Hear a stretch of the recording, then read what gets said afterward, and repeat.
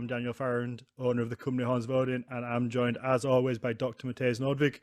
Hello, everybody. We're joined this time by Katrine Stenbekk from the band Kalandra. Welcome to the show, Katrine. Thank you so much for having me. Hello. Hello. Thank you for putting up with that chaotic 15-minute intro that we had pre-show.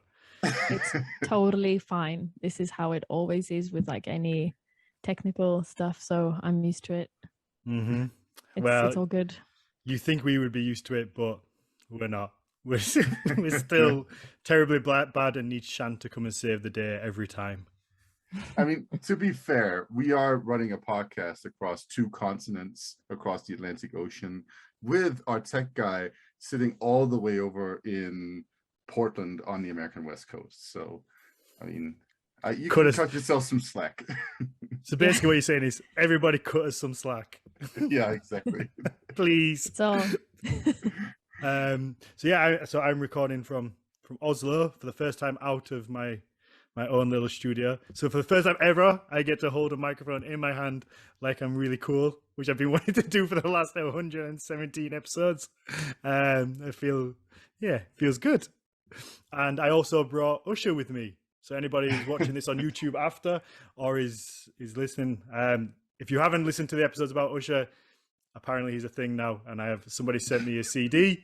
And he's my spirit animal. I brought him to Oslo, and he's going to come to every recording I need to do. So, nice. There we go. I'm in Oslo too. Woo. Oh, nice. That makes 2 of us. Matthias, you're the odd one out. Yeah, just stuck in the Rocky Mountains. Yeah, Oslo is beautiful. Lovely. The more I come here, the more I enjoy it. I like it here. Good. You gonna move there? Nice. Possibly. Who knows? Who knows? Who knows what will happen? All right. Should we jump into your music? Because I've really enjoyed the day listening to your back catalogue. It's been good fun. Thank you. So do you want to tell us? I know you wanted to start with maybe by telling us a little bit about you and who you are. Yeah. I am Katrine Stenbekk, and I am the singer and writer in Kalandra. And recently I've also started doing backing vocals for Vardruna, which is super fun. So yeah, that's my 2 main obsessions in life, I would say, right now. Mm-hmm. It's all music based. Yeah. Should we? Okay. Those are some pretty cool obsessions, I'd say. Yeah. They're not bad, are they? They're not bad. Okay, before we start, you do have a very British accent for a Norwegian lady.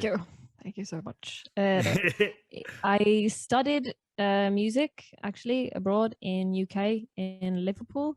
How unfortunate. How unfortunate for you. You wish I had a Scouse accent, lad. But I studied there for 3 years, had a bachelor, and then I lived 2 more years just to sort of like get to know the local community and the music scene, and just travel around the UK a bit more. So that's probably why. But I've also picked up on languages quite fast as a kid. So I think there could be something to it. By the way, I should warn you, I have always had it my whole life, a bit of a stammer. So if I do that, just bear with me and don't finish my sentences. Take it as an exercise in learning how to be patient. So yeah.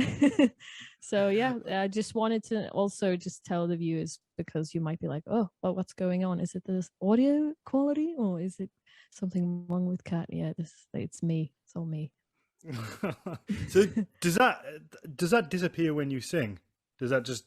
Yeah, I guess that's kind of ironic. It's once you add melody to your words, I guess it just goes away. And I mean, the irony is probably that it was the best way for me to kind of make myself heard, or to express myself quite possibly through singing and music. Yeah, it's a bit cheesy, but I do think that there's something to it for sure.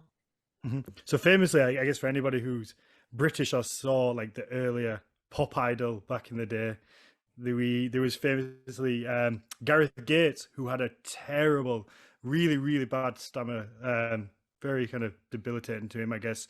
And as soon as he sang, it kind of disappeared. It just wasn't there, and it's always intrigued me as to why that happens. Yeah, me too. I did go to therapy for a bit just to figure it out, amongst other things. But I don't know. It could be there's a lot of theories, but if you're a nervous person or if you're a bit of a sensitive child and you get overwhelmed with probably like speaking up in class, well, what do you think, Kat? And it's like, and or like if you get yelled at as a kid, it could also possibly trigger it. There are some theories, but I couldn't possibly say. It just sort of is what it is, and it comes out in stressful situations. There we go. But usually, like, I'm fine, and it really helps for me to kind of put the demon on display and be like, I stammer sometimes. Here we are. And then sort of now we've chucked that out the window. Yeah.